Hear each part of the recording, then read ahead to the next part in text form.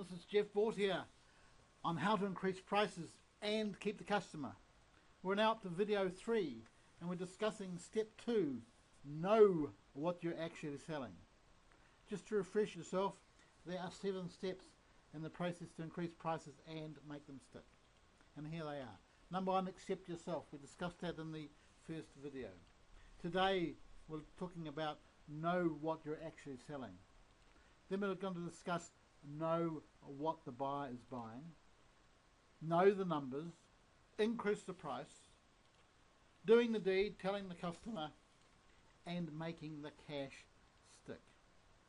So today it is about know what you are selling. You need to be clear about what it is that you're offering. If it's not defined, then how can people know what you're offering? It's going to help you clarify the value that you're offering, and often by knowing what you're selling we can use it as a basis to increase our price by offering added value items. For example, if you're a speaker, you will offer your keynote speech and then offer to do some other work on top of that, like meeting and greeting and acting as MC and running some certain things.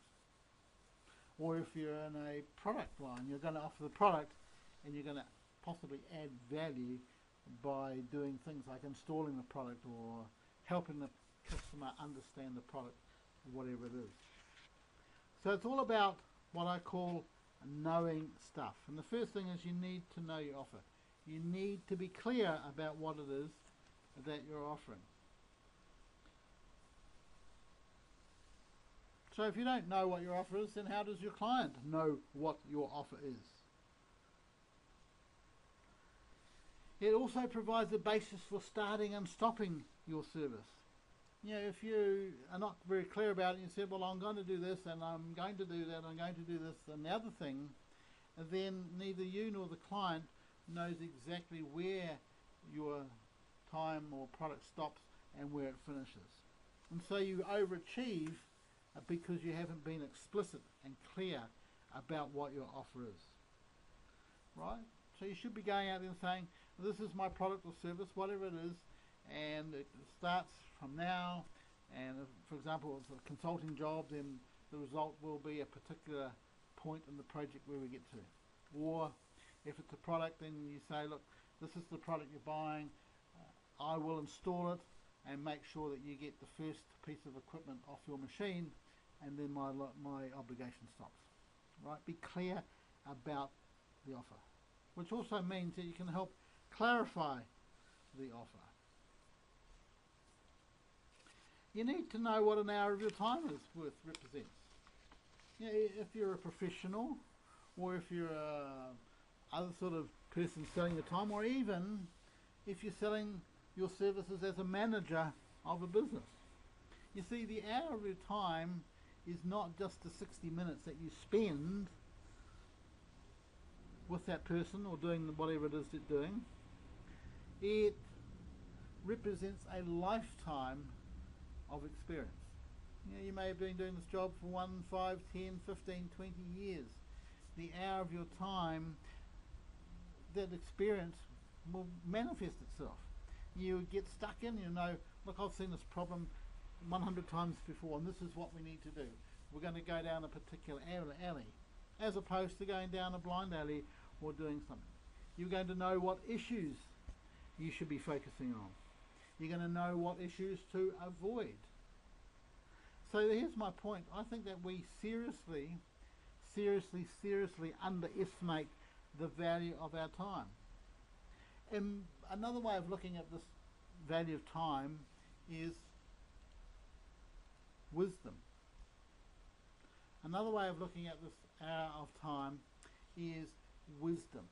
You know, you have this experience that enables us to do the job in a particular way, and so we get to the heart of the matter. So do not underestimate the value of your time. Then we need to know your customer. We need to know what is an ideal customer for you. We need to give them a name, or we should give them a name. In the internet world they're called avatars, and they describe certain attributes. And if you've done some work with an advertising agency, for example, they will ask you always to describe the one person that you're targeting. They want to know the bullseye that they should be focusing on. You need to speak in a language that your customers understand, right? Not from your shiny suit position on the Queen Street or major street in your business, but out in the real world where your business is working. And you need to know who your real customer is. Is your customer the person who physically orders your product or service, or is it the person who ultimately benefits? Now let me give you an example from the speaking world with which I'm familiar. You see, when we're speaking to an audience, we have to have the audience members in mind, because they're obviously listening to our speech, but it is generally the CEO of the company who hired us who is our actual customer. So we need to be very clear about who your customer is. And we need to understand that not all customers are born equal, as we saw in an earlier video in Pete the Butcher. Some customers are worth a lot of money and some aren't. So you need to know this stuff. You need to know who is the economic buyer. Now there's a consultant out there called Alan Weiss. He calls himself the $1 Million Consultant. And Alan makes the point that the economic buyer is the person who writes the check. Make no mistake. So mostly the economic buyer is not the guy who gets the delivery of your product or service at the gate. It's not the PA that you talk to on the way into the building or outside the CEO's office. It is the CEO or the person who ultimately writes the check. Right? You may well get on well with the guy at the gate, and you may think that they're easy to deal with and you'll stop there, but make no mistake. The economic buyer is the person who writes the check. And as much as anything, it's about perception. Think about it this way. You've got the PA or the EA who works for the chief executive, let's say in this case. Let's talk about the speech. And they earn $50,000 a year, say, and you come up and you say, I'd like to do a speech for your business, and the cost will be $10,000. Now the PA, or executive assistant, who's earning $50,000 a year, thinks, this guy wants to charge 10 grand, that's 2 months worth of my salary just to speak for an hour. Now of course that's not quite true, because there's a lot of research and stuff goes into it, but it's a psychology. Whereas if you're dealing with the CEO who's earning $1 million a year, and then your fee is in a particular totally different perspective. And so the CEO sees the big picture, and your fee will look proportionately cheaper. Right? And it doesn't matter whether it's speaking or whether it's a product or service. You need to talk to the economic buyer. You need to deal with the economic buyer, the person who has the perspective that can and understands the benefit of what you're selling, whether it's your time or your expertise or a product that you represent on behalf of a major corporation, whatever it is. And you do need to know what your competitors are selling. But from the point of view of clarifying what you're offering. So if you understand what they're offering, you can couch your offer to the buyer in a different way by saying, look, the competitor offers A, but we will do B. The competitor offers C, but we will be offering D. So it's about understanding the opportunities and then differentiating yourself. So value, it's all about value mindset. We talked right at the beginning of this whole series about value. You have to adopt a value mindset. You know, in the same way that we as individuals, when we make buying decisions, understand value, You know, when we're going to buy a truck, we understand the different value between trucks, or when we go down and buy a wife or significant other a diamond necklace, we understand value. You have to get the value mindset going. You have to understand that buyers buy outcomes. They buy the result of what you are selling. And we're going to look at that very shortly with a video from quite a famous speaker in the speaking. We're talking about the difference between products and what the buyer is getting. You solve problems, right? The whole point of offering a goods or service or product or whatever it is to solve a problem for your customer. So you need to understand that, and the point of that, of understanding, is so that you can work out the value and understand that they may get a huge value from the things that you do. Absolutely huge, right? In which case you shouldn't be scared about sharing some of that value with a higher price. You need to know where the value comes from. How do they get value? What is it that provides value to those customers? And you need to understand that you transform people and businesses. Right? You transform them, their condition. They use whatever product that you've sold them and they better themselves. Right? They know more, or they can earn more money, or they can have a better lifestyle, or they can do things faster or better or cheaper or whatever it is, but you transform them. So let's look at the story of 3 bears. 3 bears.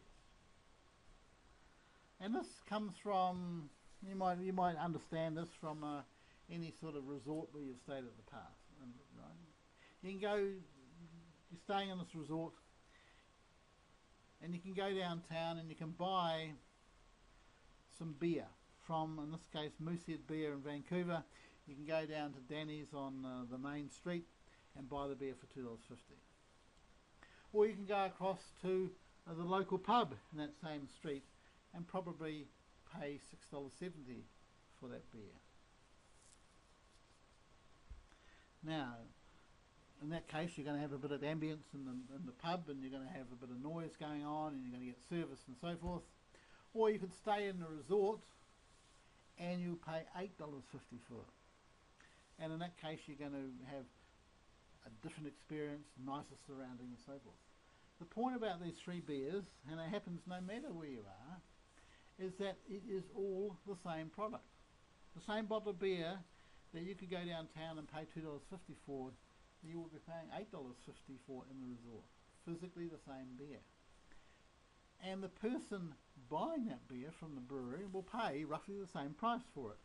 And yet you can see that they charge vastly different prices. And the reason that they can charge those prices is because of the value that they offer. You know, the guy who sells it for $2.50 in a carré, he doesn't worry about how you're going to drink it. So you go back to your hotel room and you drink in silence. Pretty sad, really. Or you go to the pub and you drink it, or you have it in this resort in the setting. The whole point is that cost is irrelevant to the value that you are providing. Now I want to introduce you to this guy called Darren LaCroix. Now that is a face that only a mother could love. Now Darren is a former World Toastmaster champion. I want to play you a small excerpt from a video that he prepared. Now even though it is for speakers, look out for the message behind what he's talking about. So here we go.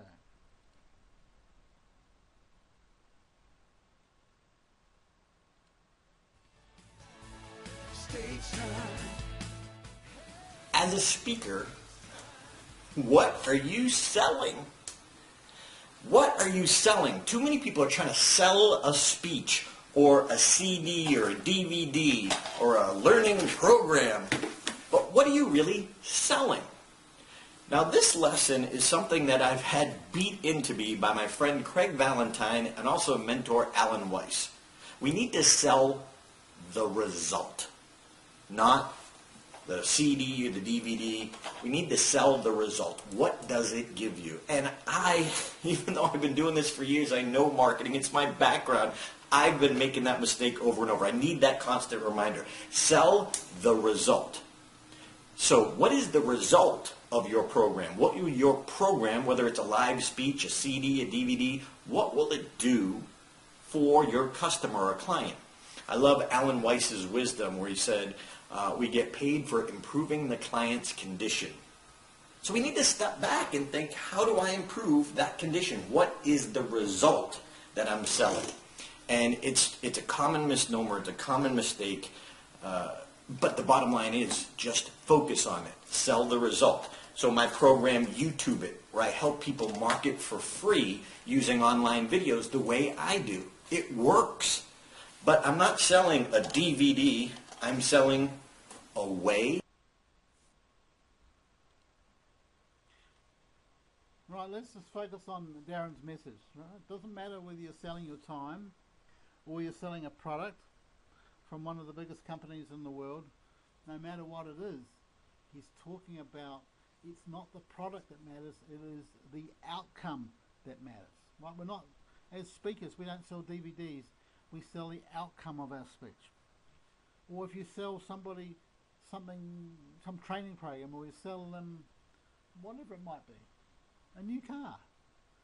Right? The person is getting a benefit from that new car. It's not the new car that you're selling, it is the status symbol, it is the nice quality ride, it's the safety that they're going to understand and so forth.